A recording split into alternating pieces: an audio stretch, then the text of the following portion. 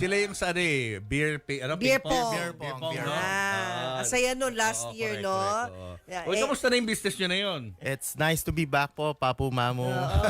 So, patuloy pa rin ang business, growing and growing. So, that's why, as na-mention, meron kaming mga ibang ventures, not only just merely selling wines, beers, brandy, and gin. Ayun na, anong bago yung venture aside from selling wines, beers, and other liquors? So, sa ngayon po, ang naging venture namin is actually, because the business is growing, ang nagiging problem namin sa shop right now is yung disposal of the bottles. Kasi we cannot have the garbage collectors talaga na kunin siya and all. So, ang nag-conceptualize kami on how to make use of these bottles. Well, technically, nung una, ginagawa natin, lagay lang siya ng suka. Yung sinabi pa ni Mao. Minsan, tubig, di ba? Kasi mas malamig ang water pag galing doon sa bottles na yon. So, now, we incorporated it na tulungan din also yung mga young artists natin.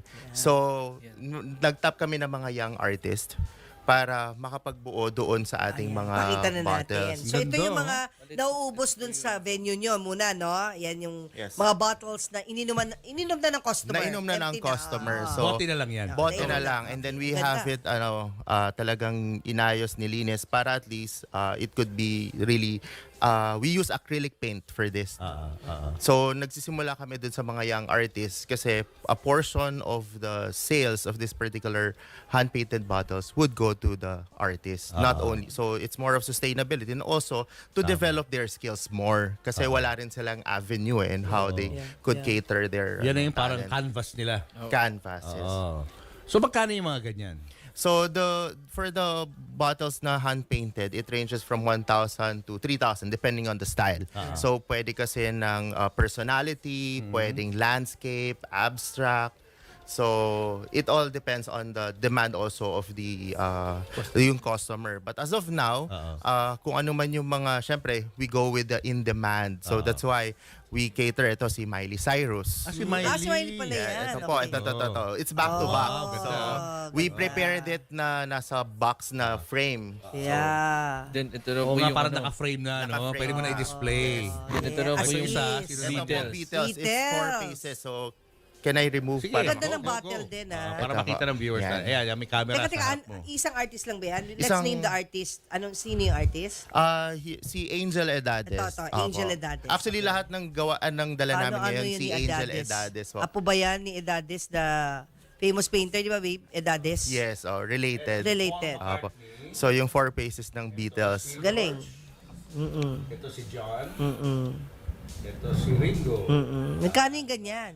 Maganda for every Beatles lover. 1,000 to 2,000, sorry. 2,000. Yes. Ayan. So the part of it goes to the artist. Yes. Part of the 2,000. Ganda. Ano Yan pa ang iba pinaka-canvas ng artist. Ito naman po kung mahilig naman po sa mga NBA players. So, Si kita Vince. natin. Labas Ito, natin. harap mo Papo may rito. card, pakikuha. Yan. Ito po, Yan. si Vince Carter. Same din, si Angel Edades din. Si yung artist. Angel Edades din naman. Oh, nice. So, yan. How yun Pwede much yung- magpagawa ng Michael Jordan, gano'n. Okay, Pwede that's po, free. Pwede po. Mas mahal nga lang kapag no? Customized. Ito ko. May request. Ito po si Lebron naman po. LeBron James also. yung Oh, isa. magkano naman yon? Ganun din, 2,000. Same Yes, din po. Same. Kasi person po, medyo mas mahirap daw po mag-paint kapag tao Pag eh. tao.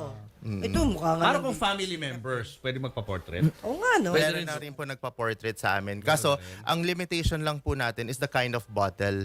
Oh. So, usually, mas magandang bottle yung ganito. Singleton po Actually, siya. singleton to. So, mas malapad kasi yung bottle Oo, niya. flat So, eh. Yes. Oo. Hirap kasi. Pero ito maganda. Yung ganda ng bottle ng concept Beatles, ito. maganda yan kung apat silang pamilya. Ganyan, tatay, nanay, anak. Di ba, Papu? Anong bottle to? Itong isa. Actually, this is Johnny, Johnny Walker Walker. Black Label.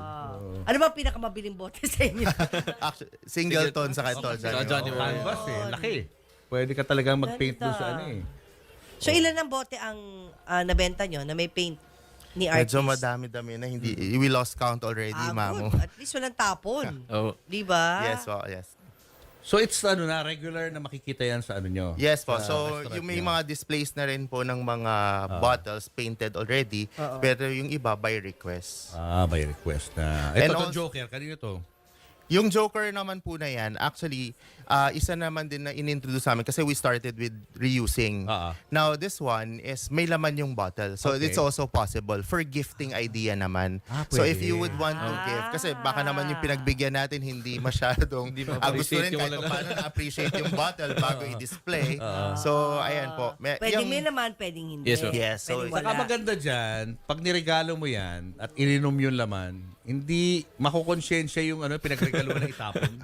Oo naman. Kasi ang ganda eh. Oo. O tatago mo talaga eh. Oo, ano talaga siya, collectible.